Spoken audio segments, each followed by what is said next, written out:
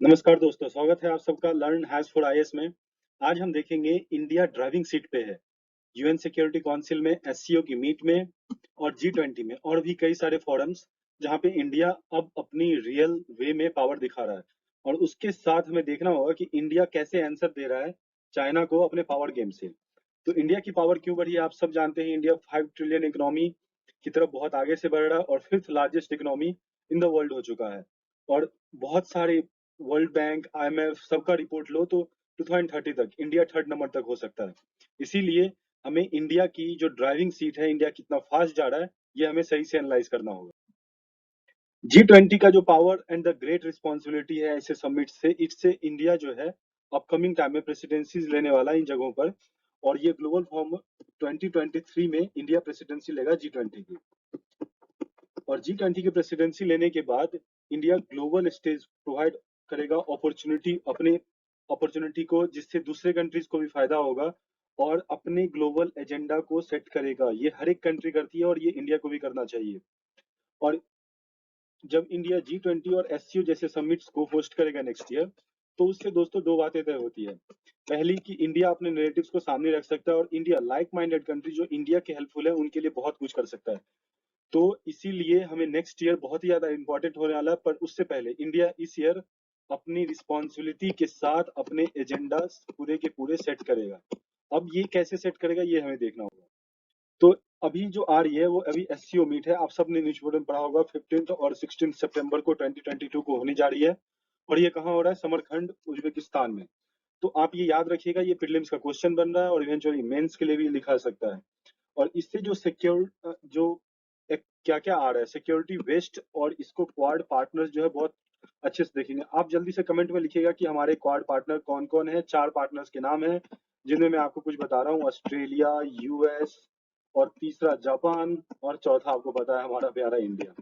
सो उसके बाद जो है इंगेजिंग विद रसिया। आप सब जानते हैं कि रसिया से हमने S-400 ली है, हम ऑयल भी वहां से लेते हैं और हमारा स्ट्रेटेजिक रिलेशनशिप रसिया के साथ बहुत ही ज्यादा अच्छा है।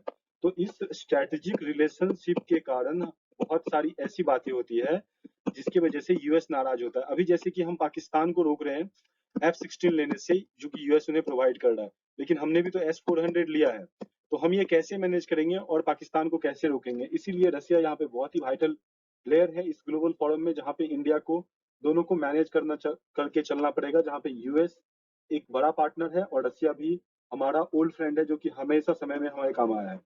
अब इंडियन प्रेसिडेंसी जो है वो रोटेशनल प्रेसिडेंसी होती है एक्चुअली इन सभी में। और एससीओ की जो रोटेशनल प्रेसिडेंसी है वो 2023 में इंडिया के पास आएगी। अब एससीओ है क्या, हमें ये जानना होगा। एससीओ एक permanent inter governmental international organisation है जो कि स्टैब्लिश हुआ था 2001 में। अब इंटर गवर्नमेंटल क्या होता है ना, जहाँ पे जो भी होगी वो गवर्नमेंट टू गवर्नमेंट के तौर पे होती है। इसी कारण ये इंपॉर्टेंट हो जाता है।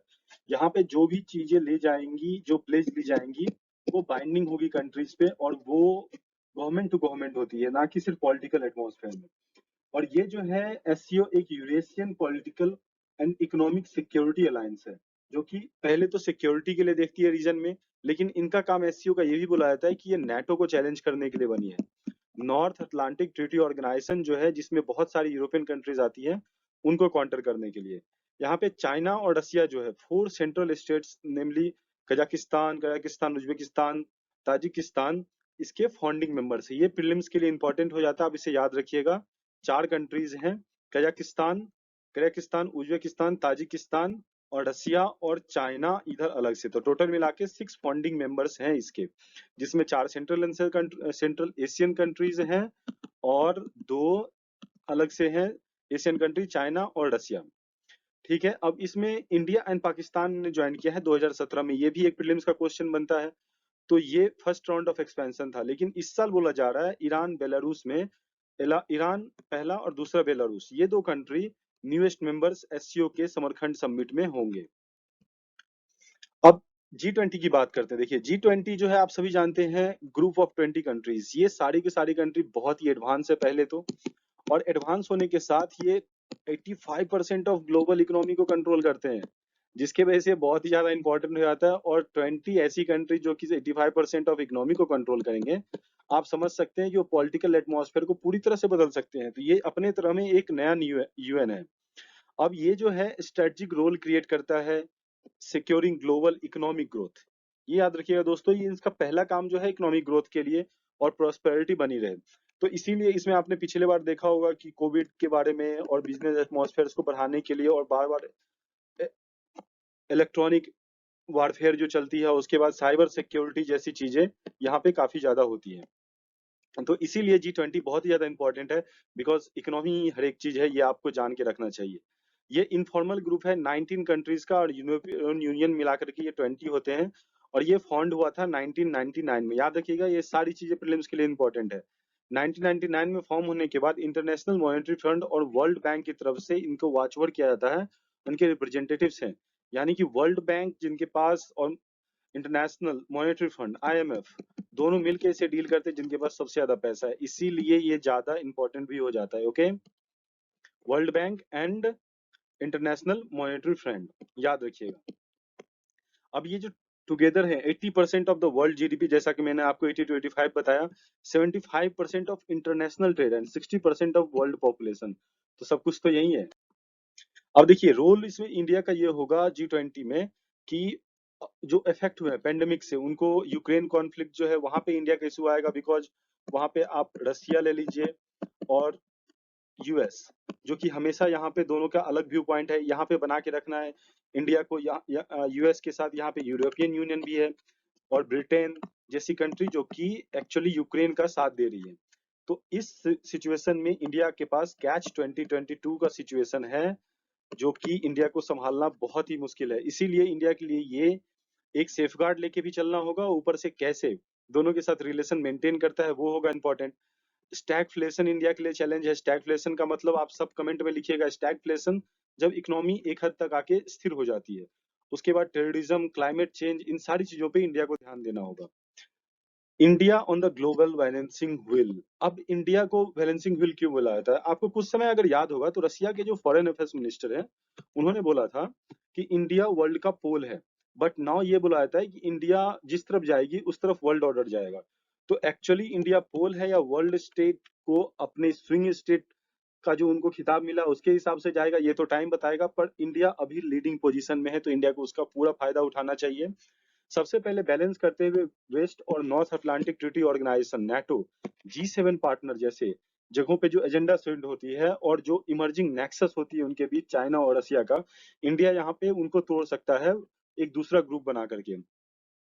इंडिया ऑलरेडी कैच हो चुका है बोथ क्वाड एंड SCO के बीच में, जो कि एक दूसरे के खिलाफ है।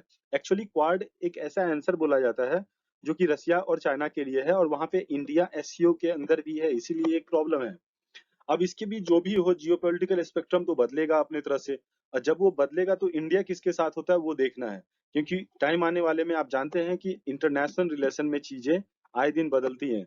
तो हमें टाइम के साथ देखना होगा कि इंडिया ट्रस्टेड पार्टनर जो कि रसिया है उनके साथ जाता है, या फिर US जैसी कंट्री जिनका अपना फायदा जब होता है तब वो सामने निकल के आते हैं।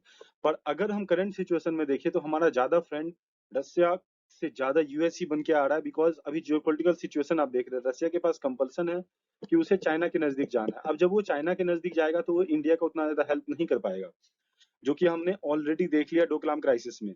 लेकिन वहां पे भी रसिया ने हमारा साथ नहीं छोड़ा। तो इसीलिए यही कारण है कि जब रसिया ने बना के रखा है तो इंडिया को भी बना के रखना होगा। सो इंडिया के पास अपॉर्चुनिटी है अपने इश्यूज को एड्रेस करने के लिए इस ग्लोबल फोरम में। तो इन ग्लोबल फोरम्स में जब इंडिया आएगा तो अपने इश्यूज को रखेगा सामने में, और जो इमर्जिंग डिवाइड है, जो कि नए डिवाइड आ रहे हैं वर्ल्ड ऑर्डर में, उनको कॉमन ग्राउंड पे ला करके G20 जैसे एजेंडा में एड्रेस करके उन कॉमन इश्यूज को सॉल्व करेगा, जिससे इंडिया जो कि विश्व गुरु बनने का सपना रखता है वो शायद साकार हो सके। अब देखिए इंडिया का कंसर्न क्या है।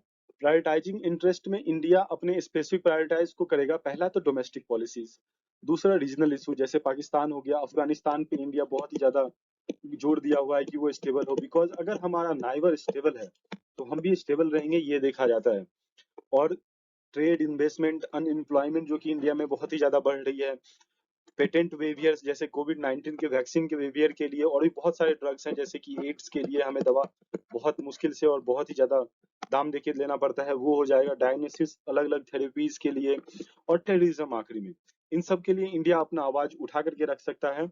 और G20 जो मेंबर्स हैं, यूरोपियन यूनियन, UK, कनाडा, वो भी एक्सेलरेट करेंगे, कोऑर्डिनेट करेंगे, जिससे कि फ्री ट्रेड एग्रीमेंट बढ़ सके हम सब के बीच।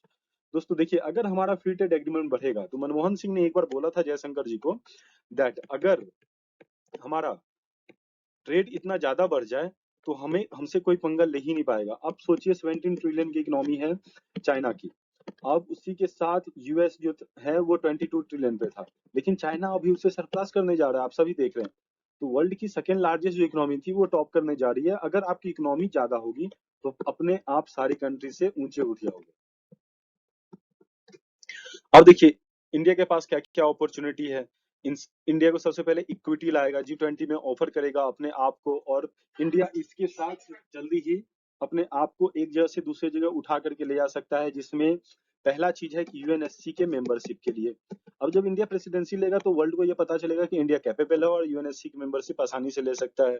बैलेंस रिप्रेजेंटेशन करेगा, ये बहुत जरूरी है, बिकॉज ये इंगेज करेगा कंट्रीज को, अफ्रीका एंड साउथ अमेरिका को, जिससे ऐसी कंट्रीज को भी लगेगा कि इंडिया हमें इक्वल रिप्रेजेंटेशन दे रही है।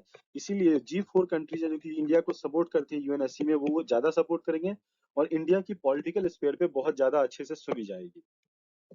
अब देखिए फ्यूचर बेनिफिट्स क्या हो सकता है इंडिया के लिए। सेंट्रल की प्रायोरिटी जो एरियाज है वो की talk shop, but translate into the workshop. अब इसको इंडिया हमेशा ये इंडिया पे ब्लेम लगता है कि इंडिया ज्यादा बात करता है लेकिन रिप्रेजेंटेशन में बहुत कम लाता है। हम उससे एक्चुअली ओरिजिनल में एक्शन ओरिएंटेड कर सकते हैं। आप सभी जानते हैं कि सोचना ही काफी नहीं है, एक्शन ओरिएंटेशन बहुत ज्यादा जरूरी है, और इंडिया के पास अभी वो इकोनॉमी और पावर भी है जिस मसल से हम एक्शन में आ सकते हैं। तभी हमें वो क्रेडिबिलिटी मिलेगी, और इंडिया के जो पाइवटल रोल है, इंपॉर्टेंट रोल है, वो इंटरनेशनल कम्युनिटी को वो ब्रेक करेगा, जो कि उनका पुराना नैरेटिव सेट किया हुआ है। इंडिया उससे बाहर आएगा और आने वाले साल में हम अपने डिस्कोर्स को बदलेंगे और कॉर्पोरेशन फॉर इंडिया ज्यादा होगा ऑल ओवर वर्ल्ड की तरफ से। अब जब सारे वर्ल्ड का कॉर्पोरेशन ज्यादा होगा तो हमारी इकोनॉमिक बेनिफिट भी होगी, और उसके साथ हमारी मसल पावर भी बढ़ेगी, जिससे पाकिस्तान जैसी कंट्री तो फिलहाल छोड़ ही दीजिए, हम चाइना को बहुत अच्छे से कंट्रोल कर पाएंगे। सो थैंक यू दोस्तों, वीडियो को लास्ट तक देखने के लिए। अगर आपने देखा है तो वीडियो को लाइक और सब्सक्राइब जरूर कीजिएगा। मैं इस तरह के अच्छे वीडियो हर एक दिन लाता रहूंगा, और डेली करंट अफेयर्स में आपको वीडियोस के साथ मैं न्यूज़पेपर भी अपडेट दिया करूंगा। Thank you guys, thank you for watching it.